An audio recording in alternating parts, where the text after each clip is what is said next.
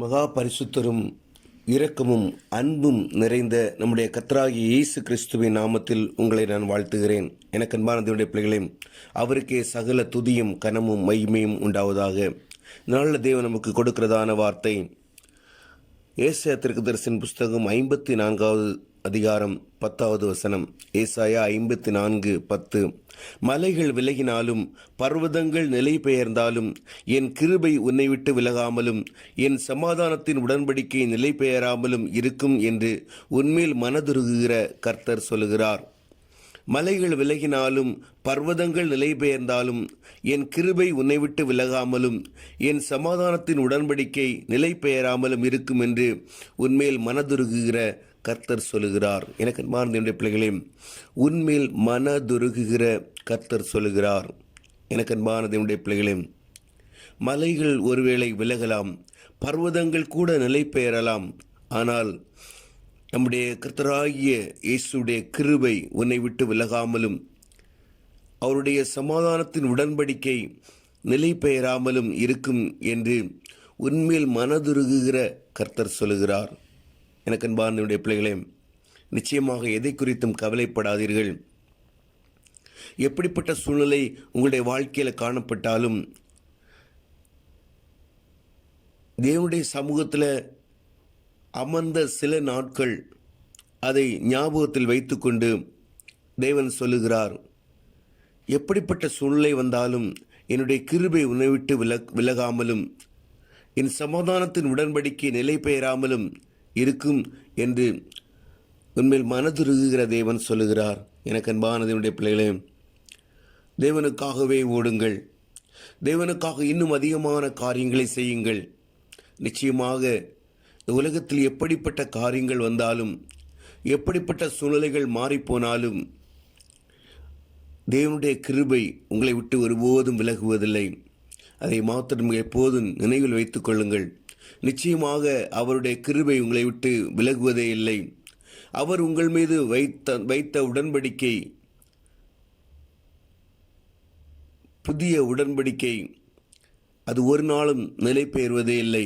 எனக்கு அன்பார்ந்த பிள்ளைகளே, நிச்சயமாக அவர் உங்களை வழிநடத்த வல்லமையுள்ளவராயிருக்கிறார். ஒருபோதும் நீங்கள் உங்களை தாழ்வாக நினைக்க வேண்டாம். எப்படிப்பட்ட சூழ்நிலைகள் வாழ்க்கையில் வந்தாலும், என்னுடைய வாழ்க்கையே முடிந்து போனதோ என்று சொல்லக்கூடிய அளவுக்கு சூழ்நிலைகள் மாறி போயிருந்தாலும் எதை குறித்தும் கவலைப்படாதீர்கள். நிச்சயமாக உங்கள் மேல் மனதுருகுகிற தேவன் ஒருவர் இருக்கிறார். உங்களை நேசிக்கிற இயேசு ஒருவர் இருக்கிறார். நிச்சயமாக அவர் உங்களை கைவிட மாட்டார். மலைகள் ஒருவேளை விலகலாம், பர்வதங்கள் நிலை பெயரலாம், ஆனால் அவருடைய கிருபை ஒருபோதும் விலகுவதில்லை. சமாதானத்தின் உடன்படிக்கை ஒருபோதும் நிலை பெறுவதில்லை. எனக்கு அன்பார்ந்த பிள்ளைகளே,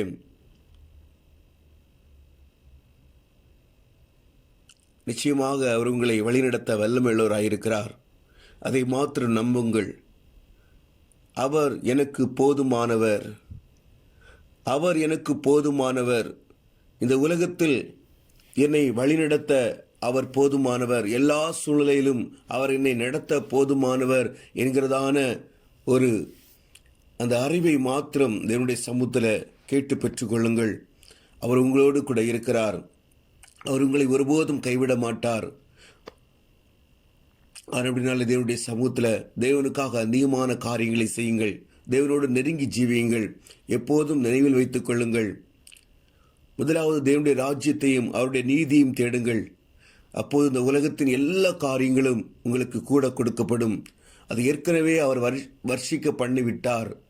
தைரியத்தோடு தேவனுடைய ராஜ்யத்தையும் அவருடைய நீதியையும் தேடுங்கள். அப்பொழுது இவைகள் எல்லாம் உங்களுக்கு கூட கொடுக்கப்படும். எல்லாம் தேவன் எல்லாம் ரெடி பண்ணி வைத்திருக்கிறார். அவருடைய சிலுவையின் நிமித்தமாய் எல்லாவற்றையும் ரெடி பண்ணி வைத்திருக்கிறார். எதை குறித்தும் கவலைப்பட வேண்டிய அவசியம் இல்லை. உலகத்திற்கு மரித்தவர்களாய் காணப்படுங்கள். உலகம் உங்களுக்காக மரித்ததாய் காணப்படும்படியாய் காணப்படுங்கள். நிச்சயமாக உலகத்தை பற்றி கொள்ளாதிருங்கள். உலகம் நமக்குரியதல்ல. கூடாரவாசிகள் என்று எப்போதும் நினைவில் வைத்துக் கொள்ளுங்கள். அதிகமாக செல்வங்களை வாங்கி சேர்க்காதீர்கள். ஏழைகளுக்கு உங்கள் தேவன் உங்களுக்கு அதிகமாய் கொடுத்தால் ஏழைகளுக்கு உதவி செய்யுங்கள்.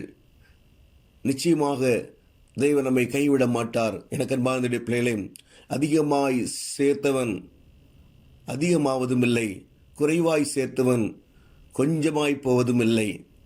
எல்லாவற்றையும் தேவன் நிறைவாய் வர்ஷிக்க பண்ணுவார்.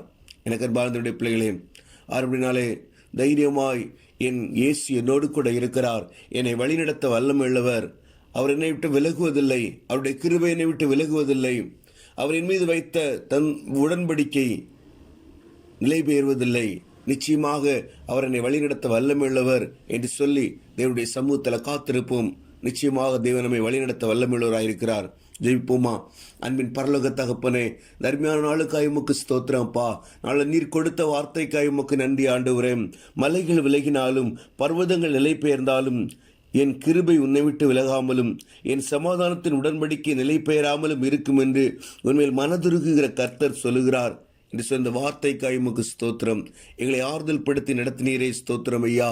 நாங்கள் மறந்தாலும் எங்களை மறவாது உம்முடைய கிருபையை விலகாமல் ஆண்டவரே எங்களை ஒவ்வொரு நாளும் காத்து நடத்துகிற கிருபைக்காய் ஸ்தோத்திரம்ப்பா. ஒவ்வொரு பிள்ளைகளையும் உம்முடைய சமூகத்தில் ஒப்பு கொடுக்குறோம்ப்பா. என் தேவன் வழி நடத்துங்க ஆண்டவரே. உம்முடைய கிருபைக்குள்ளாய் மறைத்துக் கொள்ளுங்கப்பா. வேதனையோடு, கஷ்டத்தோடு, வியாகுலத்தோடு, கடன் பிரச்சனைகளோடு, பாரங்களோடு, நோய்களோடு யாராவது இருப்பார்களானால் என் தேவன் அவருடைய எல்லா சூழலையும் மாற்றி போடுங்கப்பா. கஷ்டங்களை மாற்றுங்க, கடன் பிரச்சனைகளை மாற்றுங்க, நோய்களை குணமாக்குங்கப்பா, மரணப்படுக்கைகளை மாற்றுங்கப்பா, தற்கொலை எண்ணங்களை மாற்றுங்கப்பா, அற்புதங்களை செய்யுங்க ஆண்டவரே. ஆண்டவரே, இந்த உலகத்தின் மீது பற்று கொண்டு விடாதபடிக்கு ஆண்டவரே தகப்பனே உம்முடைய சமூகத்தில் காத்திருக்கும்படியாய், அந்த உலகத்திற்கு மரித்தொருளாய் காணப்படும்படியாய், முதலாவது தேவனுடைய ராஜ்யத்தையும் அவருடைய நீதியும் தேடும்படியாய் ஆண்டவரே ஒவ்வொரு பிள்ளைகளுக்கும் கிருபை கொடுங்க. எல்லாவற்றையும் உடைய சமூகத்தில் தாழ்த்தி ஒப்பு கொடுக்கிறோம். இந்த இயேசுவின் மூலம் ஜெபங்களும் நல்ல பிதாவே.